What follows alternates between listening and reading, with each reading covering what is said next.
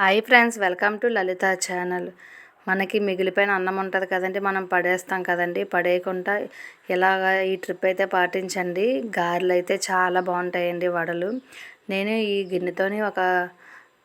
గిన్నెతో rice అయితే తీసుకొని mixie బౌల్లో వేసుకొని రెండు పచ్చిమిరపకాయలు, అలాగే ఒక స్పూను జీలకర్ర, నెక్స్ట్ వచ్చేసి ఉప్మా రవ్వ ఉంటుంది కదండి, ఉప్మా రవ్వ ఏమో ఒక 50 గ్రామ్స్ వరకు వేసుకొని, నెక్స్ట్ ఏమో ఒక స్పూను ఉప్పు అయితే వేసుకొని, కొద్దిగా వాటర్ వేసుకొని, ఒక హాఫ్ కప్పు పెరుగు అయితే వేసుకున్నాను. హాఫ్ కప్ అంటే 4 స్పూన్ల వరకు ఉంటుందండి పెరుగు.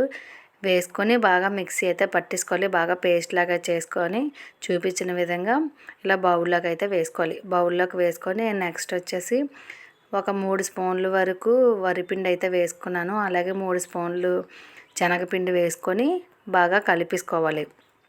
ఇది బాగా, ఎందుకంటే మనం ఆల్రెడీ మిక్సీ పట్టాం కదండి, ఆ మిక్సీ పట్టేసాము కదా, ఈ పిండిలు కూడా కలిసిపోయేలాగా బాగా కలుపుకోవాలి. బాగా కలుపుకున్న తర్వాత నెక్స్ట్ ఏమో 2 మీడియం సైజు ఉల్లిపాయలు అయితే సన్నగా కట్ చేసుకొని వేసుకున్నాను. అలాగే ఒక స్పూన్ కారం, కొంచెం కొత్తిమీర అయితే వేసుకొని మళ్ళీ ఈ మిశ్రమం కూడా బాగా పట్టేలా కలిపేసుకోవాలి. ఈ కారం అది బాగా కలుపుకోవాలి. కలుపుకున్న తర్వాత నెక్స్ట్ వచ్చేసి ఒక 2 స్పూన్ల ఆయిల్ అయితే వేసుకున్నాను. ఆయిల్ వేసుకుంటే మనకి గారెలు అయితే చాలా స్మూత్గా అయితే వస్తుందండి. ఆయిల్ వేసుకున్న తర్వాత డీప్ ఫ్రైకి సరిపడా ఆయిల్ అయితే పెట్టుకొని, ఆయిల్ మరిగిన తర్వాత నేనైతే గారెలు అయితే వేసుకుంటున్నాను. మనం చేతితో వేసుకున్నా పర్లేదు, లేదంటే ఇలా టీ జాలి మీద వేసుకున్నా పర్లేదు. మనకి ఎలా అవైలబుల్గా ఉంటే అలా వేసుకోవడమే. గారెలు మనం ఎప్పుడు ఎలా వేస్తామో అలా వేసుకోవాలి. వేసుకున్న 2 నిమిషాల తర్వాత ఇలాగ టర్న్ చేసేస్తే గారెలు అయితే చాలా బాగున్నాయండి. మీరు కూడా ట్రై చేసి ఎలా వచ్చిందో కామెంట్ బాక్స్లో కామెంట్ చేయండి ఫ్రెండ్స్.